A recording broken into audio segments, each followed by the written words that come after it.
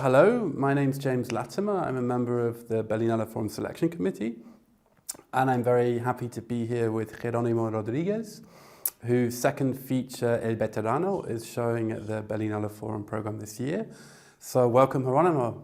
Happy to have you here.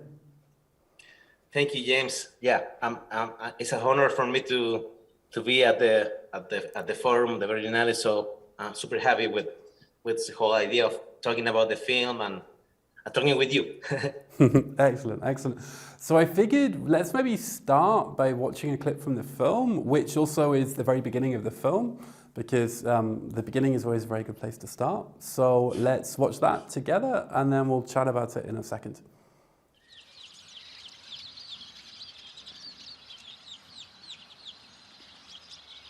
Gabriel presentía que no volvería a Curepto.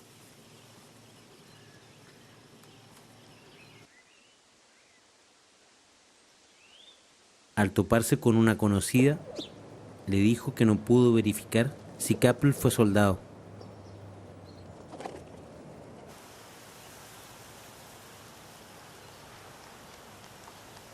Recordó que muchas veces le dijeron que el cura había lanzado la bomba atómica.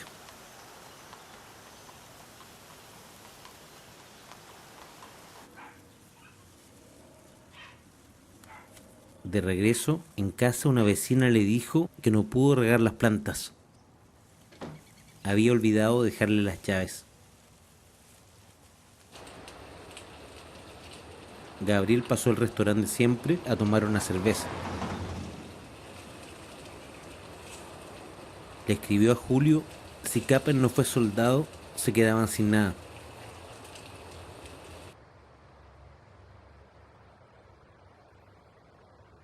Gabriel caminó hacia el centro para despejar las ideas. El cartel Valdivieso era uno de sus lugares favoritos.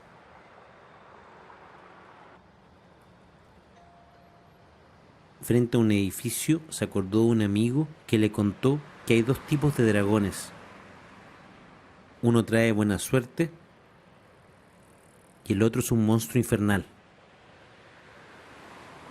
So I think that what's interesting about the clip is, I mean, other than it introduces us to a wonderful film, I think it also introduces us to two of the film's key narrative elements.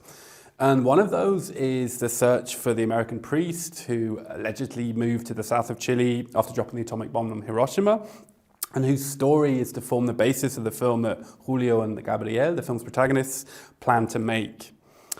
And the second maybe narrative element is all the other information that surrounds their search, like thoughts, ideas, elements of everyday life, with these seemingly random details which are already evident here at the beginning, eventually becoming as, if not maybe more important than the search itself. And can you maybe talk a little bit about this very particular approach to narrative, where the idea seems to be kind of to smudge the line between foreground and background? Yes. I have to say first that I always, when I'm making a film, not only when I'm shooting, when I'm editing, actually when I'm almost to be done with the film, I'm always lost.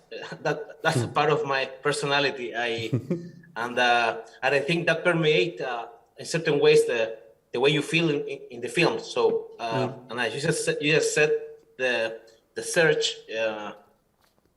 A certain point is important, but then the footnotes of the film are maybe more important than the search. And particularly when the story evolves, and yes, it has those characters finding, trying to get clues about what happened in the south of Chile, and sometimes while they look for those clues, they see something that catch their attention, and sometimes they go that way. It's like when you how do you call this seismographer when the machine that captures the earthquakes? Like a seismograph. Yeah, something like that. Yeah, like sometimes the film follows. It's like a seismograph, like something like that. Like, so if something happens around it, in the location or in the society or what is aware the character, that takes you to a different path. No, I mean, I think there's something super interesting about that, because I think there is, I mean, on the one hand, the film is obviously a fiction, but in a sense, every fiction also reacts to the world in which it's emerging from, or the world in which it's depicting. And on some other level, no world is motionless. I mean, a world is always moving, things are changing, things are happening. And in a sense, there is always this kind of, and the world can be a backdrop, but maybe, yeah, I mean, the world never stays a backdrop for that long, because the world is constantly changing, as I said. Yeah, it's always moving, always moving. Exactly. I wanted to talk a little bit about the relationship between the voiceover and the images in the film, which I think is also very unique. On the one hand, you have the voiceover, which in a sense is the source of all the narrative information in the film, while the images are a record of all the places that Julio and Gabriel passed through on their search. And obviously those places are real. And in a sense, they function almost like, for me, like a location scouting trip for the film that the two of them plan to make. Although we don't actually see that film, or maybe one could argue we do, that's a different question. But this kind of, I mean, a film that's yet to be made. And I think there's a very interesting tension there between how the different functions are allocated to both. Also because the voiceover is fictional, but the image is obviously to a certain extent documentary. I was wondering, could you talk a little bit about how you arrived at that specific formal setup? And also the process of writing both the voiceover, collecting the images, and then combining them. At the very beginning, is a really like a blast of information, probably 3-4 more times information than the one is now. Like a lot of more characters, like a. And then slowly, by the editing process, it does start to like reduce to to finally find the right equilibrium balance between all those elements, because it's a film that it needs that balance. If you have an extra information there, you can get lost or Sure. maybe too much. I mean, not a lot of information for the audience, for the one that is watching. But so I'm trying to find the right balance. But it's a really long process, and particularly in this film, it took a lot of years to make. For a lot of different reasons, because of the research, because of the parts, because of the places, or because of the things that happened around me while I was making the film. In specific, I really like that actually determined directions of the film. Which is interesting, because I mean, I don't know, on some level, the kind of your process of making the film also mirrors Julio and Gabriel's process of making the film within the film. Exactly, and yes, and of course there is I'm playing with that, with the idea of the alter, like in my previous film, with the idea of an alter ego, maybe fictionalizing a lot of stuff, playing with the real search or the real events, and it's a mix. It's a mix of, there's a lot of fiction there, particularly, the way the characters behave, Julio and Gabriel, and the things that they do, and the things that they talk. I have to find different ways to verbalize my thoughts through characters and through the camera, through the sound. I just finished the sound, and that was another angle that also add a lot of that trip. The trip. No, I'm sure. I wanted to also, to kind of stick with the images for a little while. I mean, obviously, I think throughout most of the film, the images are very documentary. I mean, they're kind of, really scenes of facades, scenes of streets, like scenes of landscape. And in a sense, also through their very content, they are per nature documentary.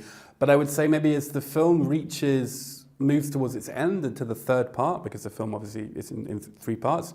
The third part, in a sense, they become so documentary or become more and more documentary that it's kind of impossible to ignore them as such. And I was wondering whether those scenes, obviously because the 2019, 2020 protests in Chile then begin to appear and begin to affect the course of the film in a very strong way. And I was wondering if those protests were always supposed to form a part of the film, or whether you had to kind of change the structure of the film or play around with the film to accommodate them. Obviously, you know, like a film that consists of so many shots of street scenes and facades, obviously is going to be very affected when you have a prolonged period of people writing slogans on walls.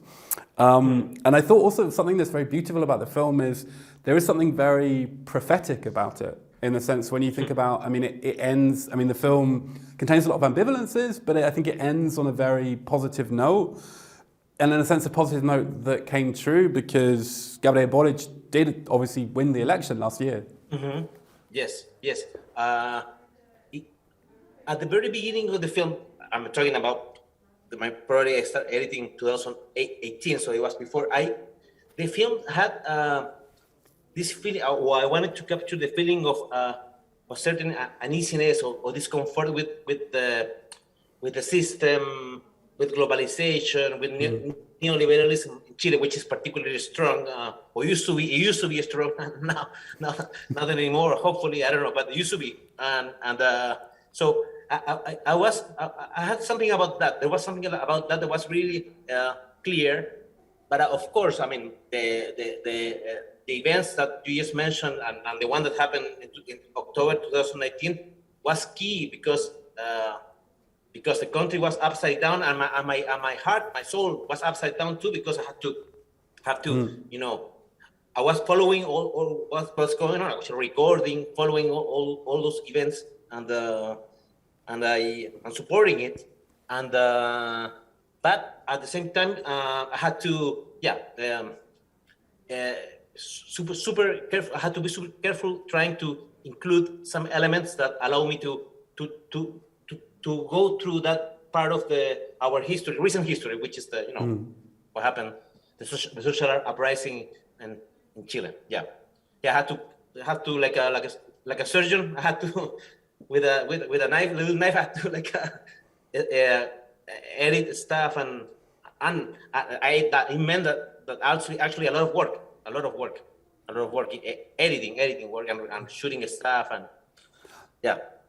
No, I'm sure, because I think, you know, obviously, I mean, I think what works so well in the film is how the protests emerge very organically from a set of discourses that have been placed very carefully in advance about this idea of, you know, kind of the left and right, about the kind of the fallout of the Cold War, about kind of different ideologies, battles between different ideologies, how those battles between different ideologies show up, in a sense, in the most unlikely and the most spectacular of places. In a sense, I think the film very sort of carefully lays the threads for then, you know, an ideological battle that eventually explodes, and then actually in real life has kind of led to this, to a significant change. Yes. And also, following what you're saying about the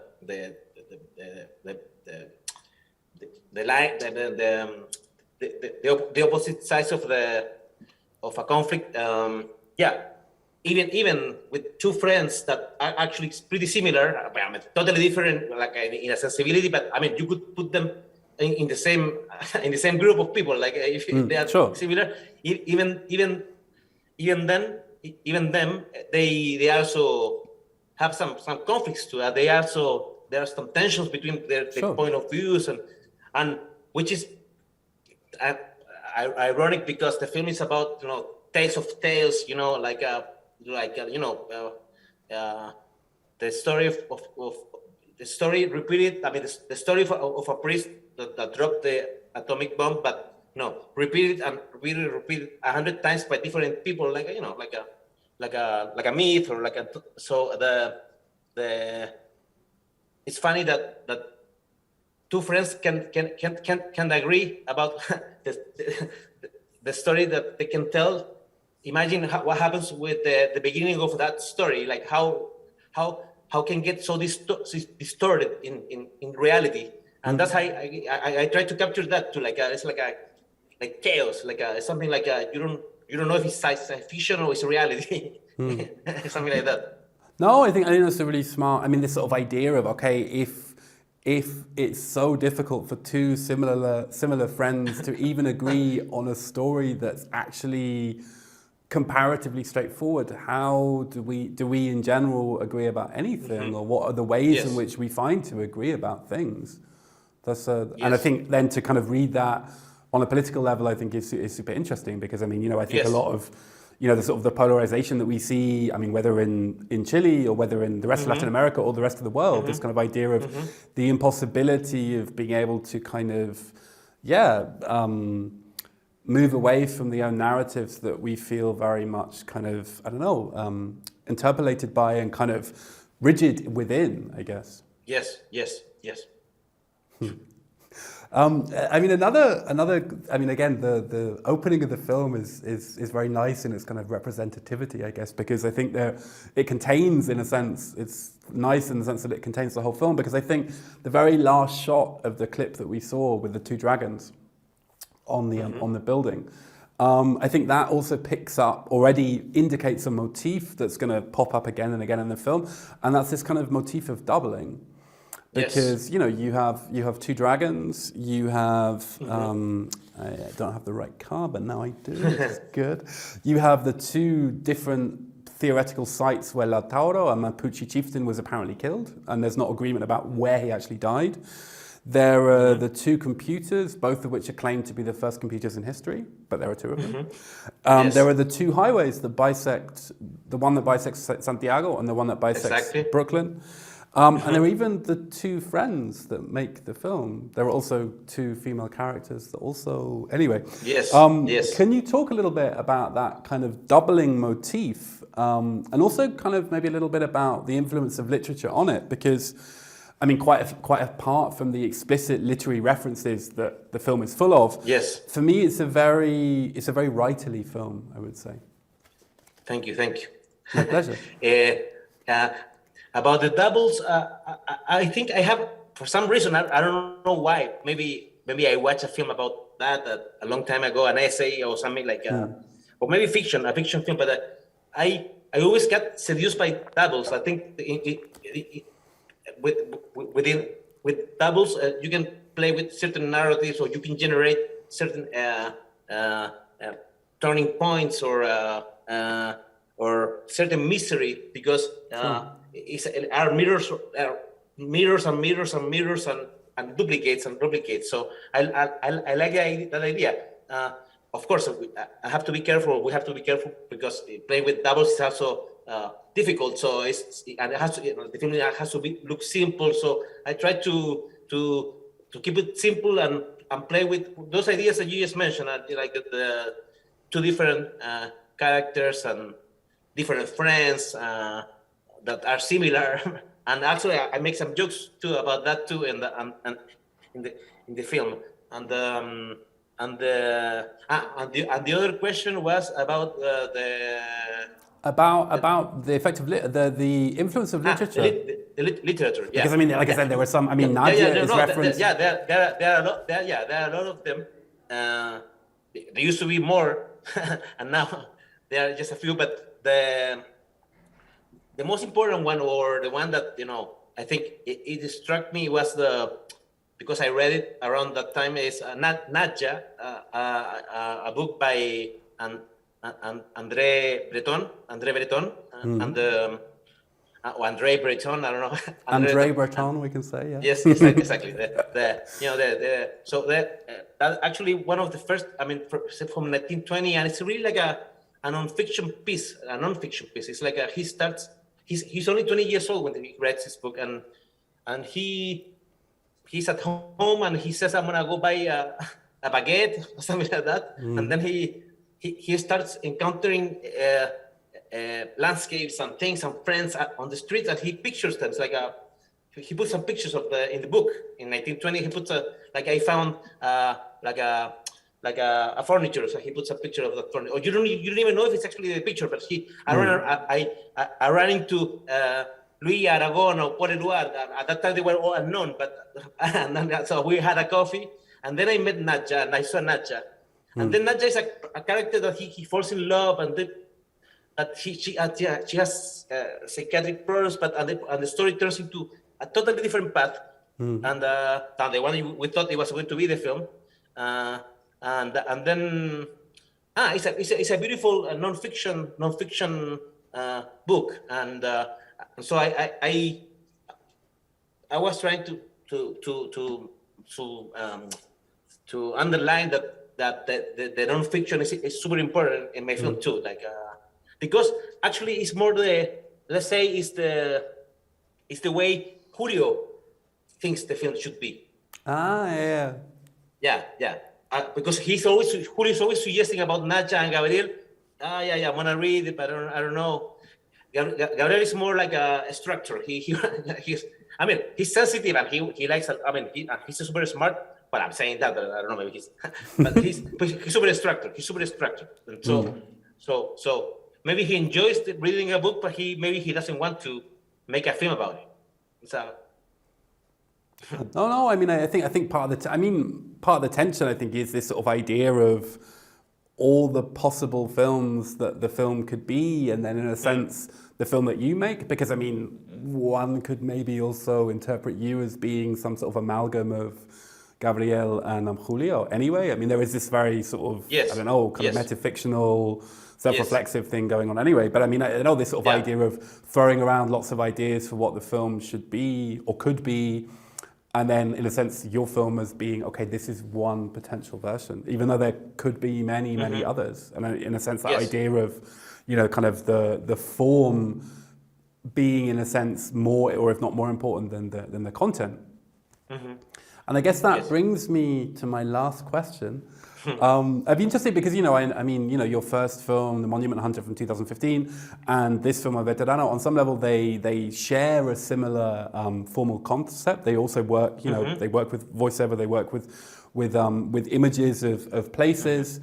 And so I'd be interested, this film is in a sense throwing around so many cinematic examples. I would be interested to know whether you in the future could imagine making a film like a more conventional science fiction, or like a kind of like a Western, because I know also you've worked as a screenwriter as well. I mean, it's not you're not just a director. So I'd be interested to know, could you see yourself finding a path into some of the cinematic inspirations that your film itself contains? When I finished the Monument Hunter, I promised that I wasn't going to work with voiceover anymore, and I failed. So. But now I'm promising. You failed. You failed well. I think you failed in like a good now way.